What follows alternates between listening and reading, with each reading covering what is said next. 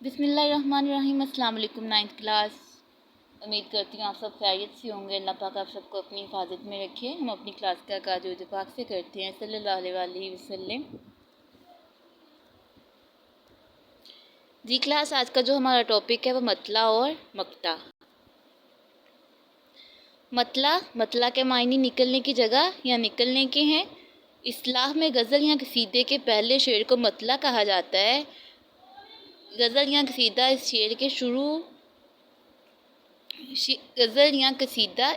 से शुरू होते हैं। मतला के दोनों मिसरे हम काफिया और हम रदीफ होते हैं। अब मतला की क्या शर्त है कि इसके पहले दो मिसरे हैं, हम काफिया भी हों और हम रदीफ भी हों। अब यहाँ पे देखिए, हबाब और सराब कीसी है, यहाँ पे है और है में रदीफ, और हबाब और सराब में ये हम काफिया और ये हम रदीफ। अब यहाँ मक्ता है। मक्ता की लग़वी मायने है ख़त्म करने या काटने के। इस्तिलाह में मक्ता गज़ल के आखिरी शेर को कहा जाता है जिसमें शेर अपना तखल्लुस इस्तेमाल करता है। जिस शेर में अपना तखल्लुस इस्तेमाल ना करे उसे गज़ल का आखिरी शेर कहा जाता है, वो मक्ता नहीं होगा। अब यहाँ पे देखिए क्लास कि जिस शेर में शायर अपना तखल्लुस नहीं बयान करता तो वो क्या होगा, गज़ल का आखिरी शेर होगा।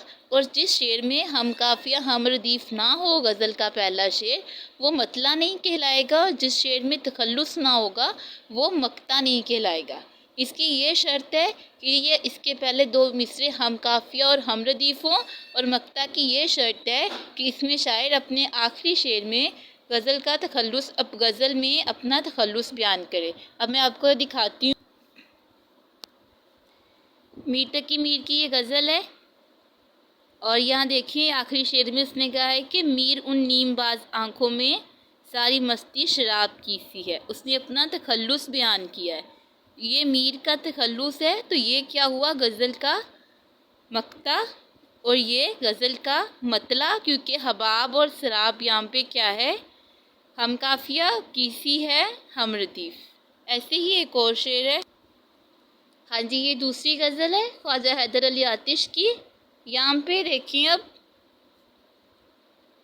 रुखे जुल्फ पर जान खोया क्या, अंधेरे अजाले में रोया क्या। अब यहाँ पे खोया और रोया, ये काफिया और रदीफ।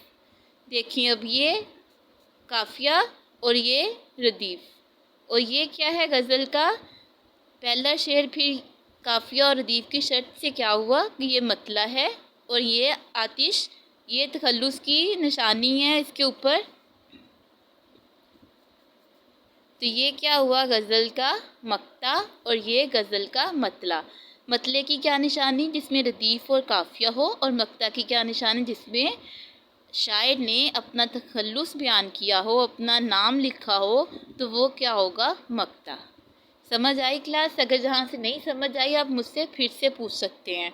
अल्लाह हाफिज़।